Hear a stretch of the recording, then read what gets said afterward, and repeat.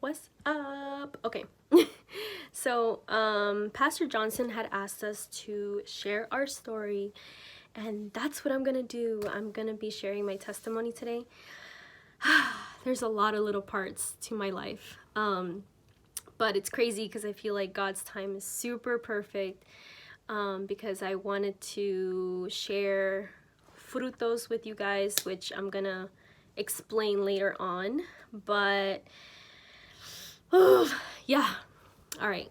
Um, so I was born in 1996 in Mexico. I was born in Guanajuato, which is about 4 hours from Mexico City.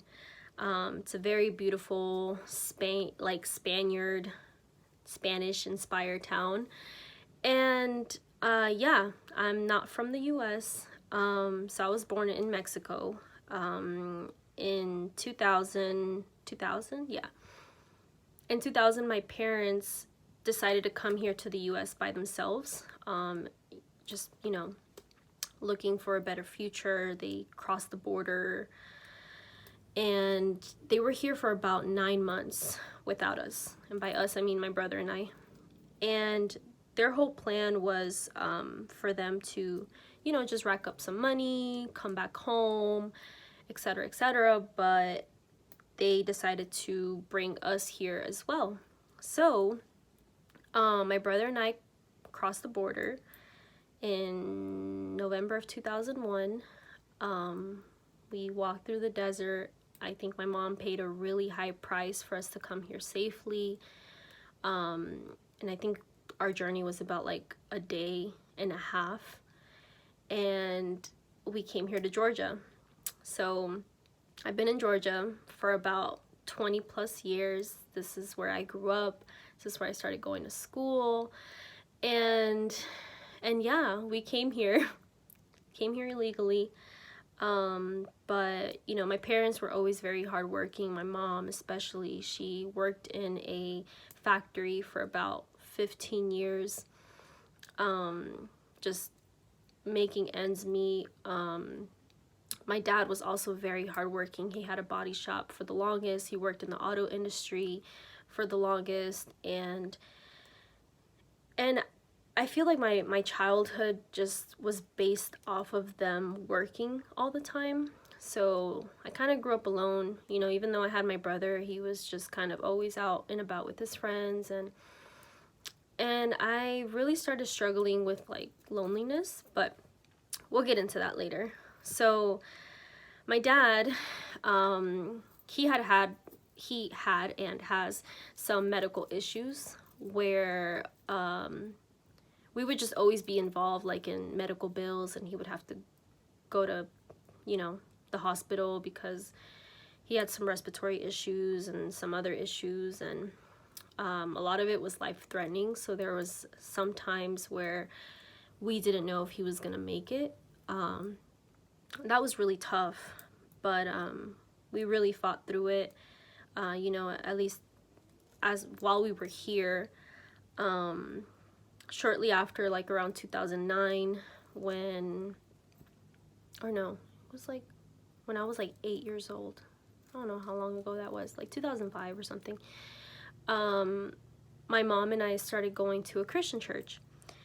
And we were actually Catholic beforehand. So when we first came to the United States, we were Catholic because that was just in our culture from Mexico. But I think my grandma and some of my aunts started going to a Christian church here.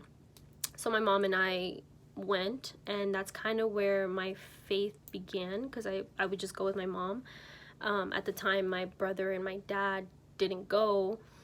But yeah, we were pretty consistent with that.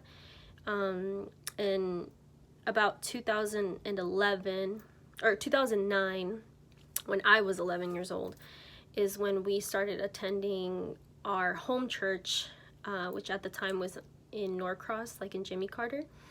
And that's really where my faith began, because I kind of started understanding like, okay, like the Virgin Mary has no powers and where I could just really depend on God more. So that's really where I started developing just leadership skills. You know, I started doing a lot of things with the youth. I was a dance teacher, dance leader for the longest. You know, I helped with a lot of events, and I was at that church with my family. My dad and my brother were also going during that time for about 12 years. So yeah, we were there for a while. Actually recently switched churches this year in January, but again, we'll get to that later. So during this time while we're in church, and I'm, you know, just going with the flow, if I'm honest, I'm participating like in every event. I'm going to all the camps.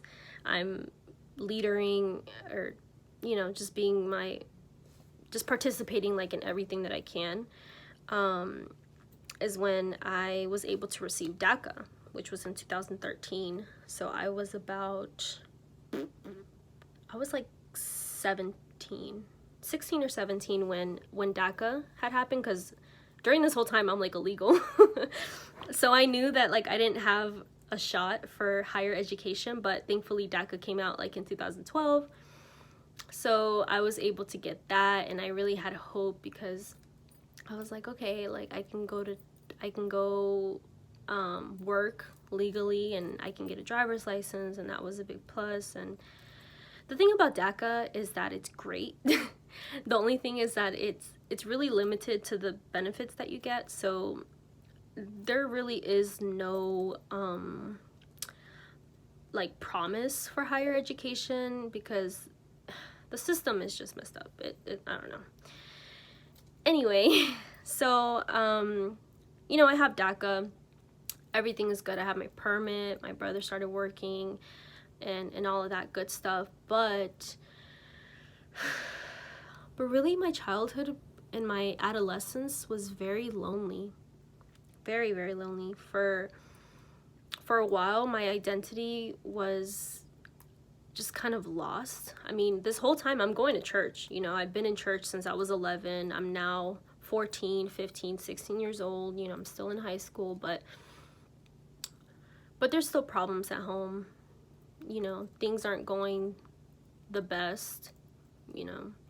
And I feel like that's really when like the loneliness thing kind of kicked in, and I started closing myself in a lot. That really just came with like eating disorders and emptiness, suicidal thoughts. When I was 14, I started my long-term relationship with someone who I really felt was awesome. Awesome. I feel like God put him in my life for the time being, when it was necessary, when I needed companionship, because I knew I struggled with loneliness, and I knew that I struggled with closing myself in, and you know, sometimes we don't understand things, but I knew that relationship was there for a reason. I never expected it to end, but now looking back on it, I knew that it was God-given, right? And even though I got myself into that situation, God turns bad things into good. So anyway, my brother and I decided to leave our house in 2017 because things at home weren't the best. There's just a lot of arguing, a lot of thoughts that just didn't match up with our beliefs and our parents' beliefs, and we were just butting heads a lot. I mean, at that time I was 20 years old. My brother was 22, and we decided to get our own apartment. And we moved out. Yeah, we were just like, okay, we're gonna start our own lives. We're gonna figure things out. Like, we don't want to be at home. So that same year, 2 months after we left our house, my dad got deported in 2017 under the Trump administration, and that was really, really tough. Super tough. He had a shop that he had been working, and he was, operating for about 5 years, so we had to shut all of that down. We had to pay off a lot of debts. That was really tough. I mean, I feel like that's kind of what really shook us as a family, of course, because now we have to make things work. So if you can't tell already, I was so emotionally, like, messed up. Just so emotionally messed up. I mean, when I lost my dad, he's not, he didn't pass away, but physically speaking, he's no longer here, in the US at least. It really hurt me because the only men that I really had in my life to look up to were my brother and my dad, and now my dad just wasn't here. So yeah, I had to grow up. I had to do my own thing. I had to make ends meet, help my mom, pay bills. And I feel like the stress of my life was just getting to an all-time high. I mean, I was still in church. I was still a dance teacher. I was still a youth leader. I was still doing all of this, but behind the scenes, I felt like God wasn't with me. Like, he wasn't. I mean, I could see him being there for everyone else, and I could see him working in other people's lives, but I felt like he was not for me. So it was tough. It was very tough. During those times, to make ends meet, I got into a lot of debt. A lot of debt. I had to, and me just being dumb, being naive, being young, I didn't know how bad it was to get into credit card debt. So that happened. Still working on that, but yeah, my relationship with God was very lukewarm. Very, very lukewarm. I mean, at that time, I had racked up about 10 years of being a Christian, but I was so destroyed inside. I felt so empty. I felt so stressed. I mean, I was starting to gain weight again just to cope with a lot of the emotional things that I was going through. And that's when I knew, like, okay, this God thing is just like I know that God has something better for me, but I don't even know how to get there. I don't even know what I have to do. And, the long-term relationship that I was in was also starting to be very distracting, because I started kind of focusing on that more than my relationship with God. So, this person and I dated for a decade. Yeah, a whole decade.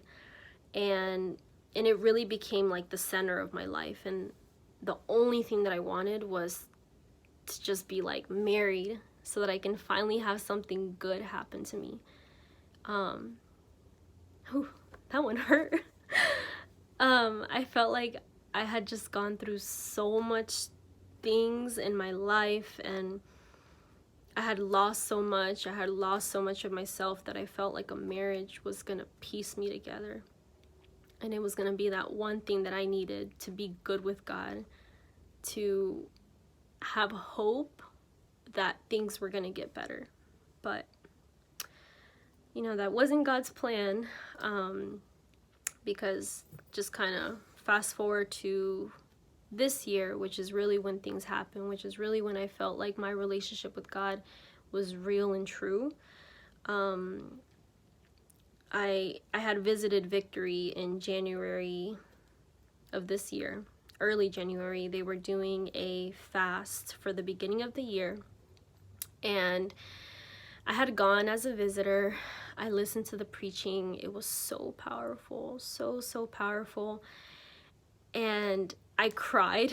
I cried so much because the message, the worship, the devotion in that place was just, it was just like that quench that my soul needed, that it was like longing for, and I just fell in love. Like, I fell in love. And don't get me wrong, at the church that I was attending for years and years, I've also felt the presence of God. I had also grown. It had really developed me as a believer and as, my character in Christ. But but victory was just that environment that I needed to strive, right? So when I kind of felt that calling that God was telling me, like, all right, it's time to change your environment, it was tough. It was really, really tough. I mean, I was leaving the church that I knew for just about 12 years. The ministry, I cried so much. I'm a very emotional person, so I cried a lot. And I really wanted to make sure that I wasn't just like gonna take that leap and I was just gonna leave everything that I knew out of emotion. So I prayed about it for about a month. Almost 2 months, actually. Yeah, almost 2 months. And I just knew, like, it's time. It's time for me to, you know, to move ahead, move forward. And I made that decision of leaving my church and following God, following him into the deep end, into what he is calling me to do. I mean, at that time, I think I was just so fed up with the hypocrisy in my life of being a believer but not truly like living it. And what I didn't know is that God was preparing me for a lot of change. So I decided to leave my home church this year, like end of February, beginning of March, right before the whole COVID thing happened too. And shortly, like a month later, my long-term relationship had ended. You know, we split ways, and I honestly feel like God had placed me, because when I decided to leave the church, it was just me.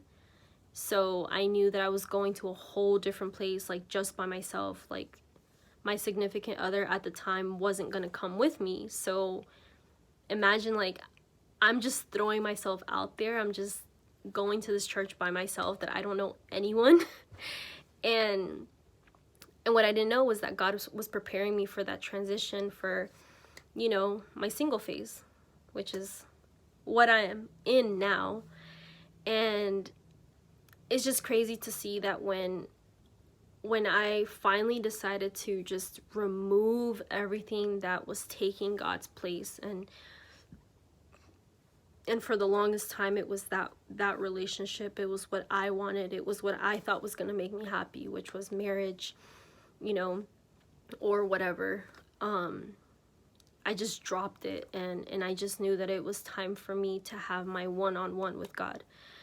So of course, you know, COVID happened, and it was moments of real, like, loneliness, but somehow, some way, I've never felt so full of God like I do now. And don't get me wrong, I mean, I still make mistakes. Like, there's still so many things that God has to work inside of me.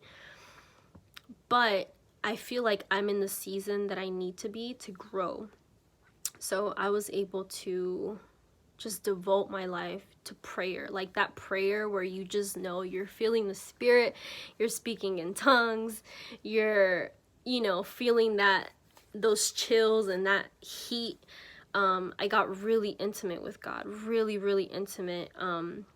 I actually started fasting, like fasting, not just starving myself, but like fasting with purpose.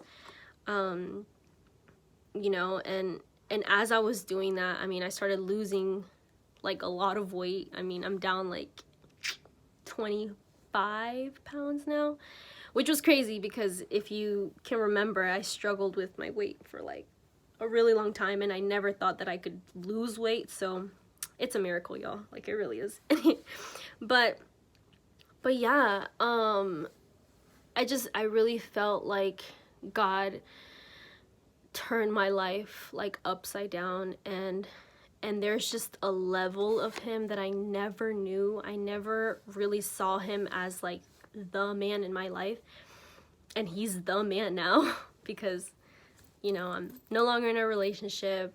My dad is elsewhere. My brother has his own life, and I can only trust in God. Like, I can only depend on him, and I feel like he always wanted me to do that. But yeah, so it's been crazy. It's been great. God is still working in me. You know, there's still a lot of things that are gonna change within my life. But one thing that God kind of always had for me, I believe, but I just, you know, like when you're just distracted and you feel like you're just going in circles, but you're not like going towards your purpose. Like that's how I had been for years and years and years.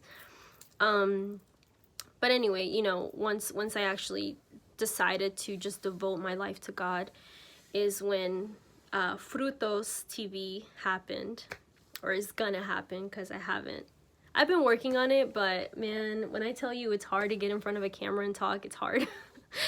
So yeah, so Frutos happened, and the whole purpose behind Frutos, okay, so Frutos is basically fruits, like in Spanish, right? And it's basically to live our lives as Jesus did. And in order for us to do that is to bear the fruits of the Spirit. So yeah, it's basically a channel that I want to just upload videos and speak about the fruits of the Spirit, and just how we can build our character as Christians. It's definitely something that I feel like we need to embrace, is how to actually resemble Jesus and the kind of attributes that he had, the character traits that he had, and it really all just comes inspired from the Holy Spirit. So that's pretty much what Frutos is. So I'm gonna be doing like videos and chats, and there's a lot that's gonna happen. There's a lot that God has planned, and yeah, it's pretty much my story. Like, I'm good now. I'm thriving, and my phone just fell. But anyways, that's pretty much it, guys. I'm gonna post this video, I don't know when, but yeah.